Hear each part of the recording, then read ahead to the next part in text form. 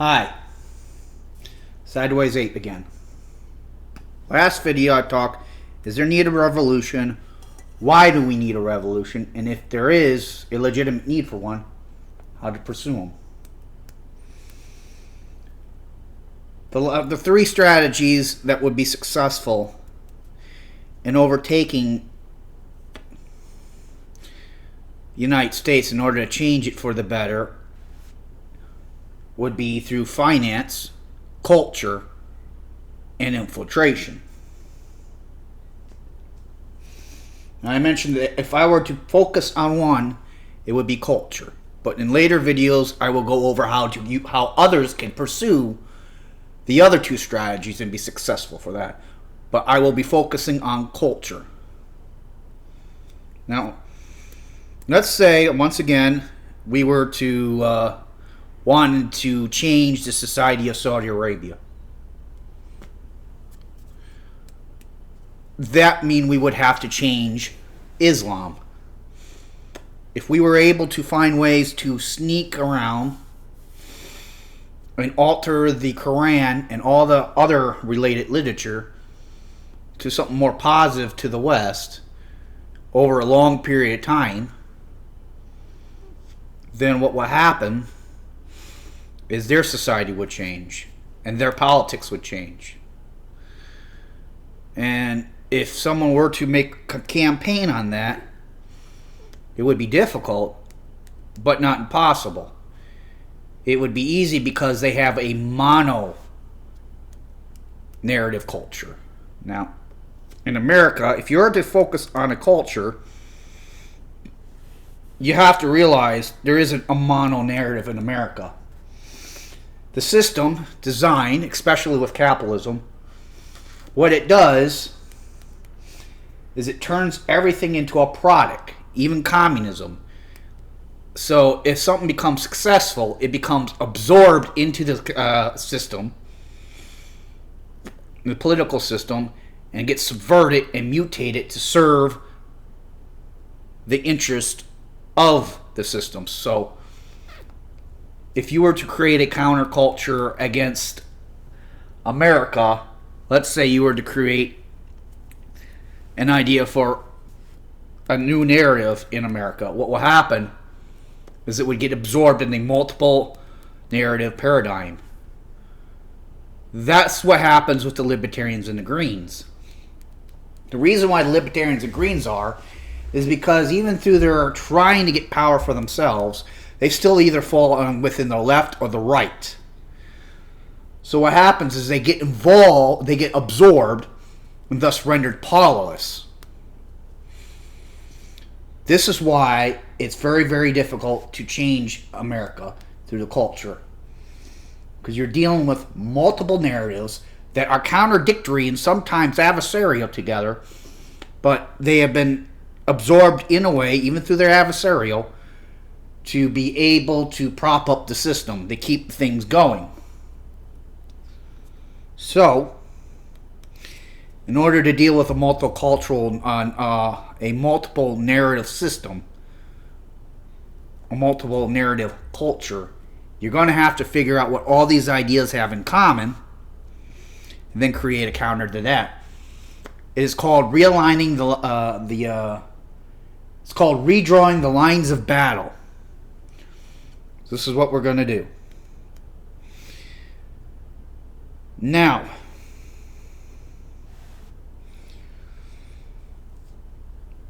on to another subject, on another train of thought, and I'll be this really shortly, is why are we revolting? Well, we are revolting because the legitimacy of the political system is called in question, because it's no longer in accordance to the ideas of the founding of the Republic. So what are these two things that are giving away legitimacy?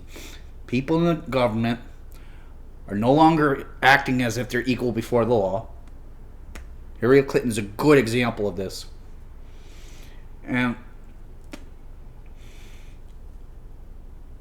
corruption. Well, seeing how corruption is nothing more than a manner to subvert the law and ability to enforce the law, Thus, anyone who's able to be the corrupter finds a way to no longer be equal under law, but above the law. Then all we have to do is focus on corruption. Now,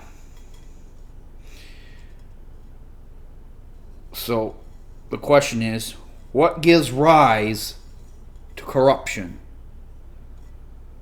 Once we come up with this question, we can create an idea, design to counter it, to build it better, a more perfect union, if you will. The founding fathers thought the best way to combat corruption and abuse of power was to found a democracy, a republic. It was a decent attempt, a decent idea, but as we're finding out, it isn't good enough. So we must come up with a new idea on why corruption occurs. Corruption occurs on a very simple basis. Someone in a society, in a government, has power. And they have the ability to influence things for the benefit of those who can corrupt them. So anyone who has power is going to eventually get corrupted. The power comes from a system of government. Now, I know this seems very intellectual light, but I'm trying to keep these things very brief. The fact government is the reason why corruption exists. Any kind of centralized authority, even if it's a monarchy type of libertarian type deal, will eventually grow in strength over time and thus grant this person coercive powers, the power to coerce other people against their will. This attracts corrupt people, predatory people, and this also ends up having positions of such authority corrupt. So the way to deal with corruption is to get rid of government altogether. Not possible, you say. Well, this leads to the question of, how does someone gain authority over other people? This is the question we must ask ourselves. How does people gain power over other people? Well, we're going to go with Saudi Arabia again.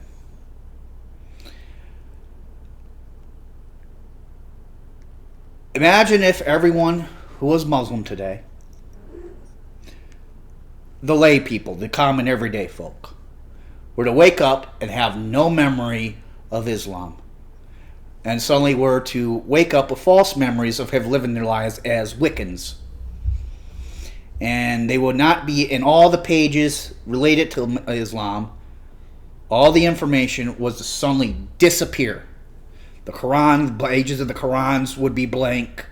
Seer law would be blank. The only people who would remember would be the leaders and the clerics and imams. Those are the only people who remember anything.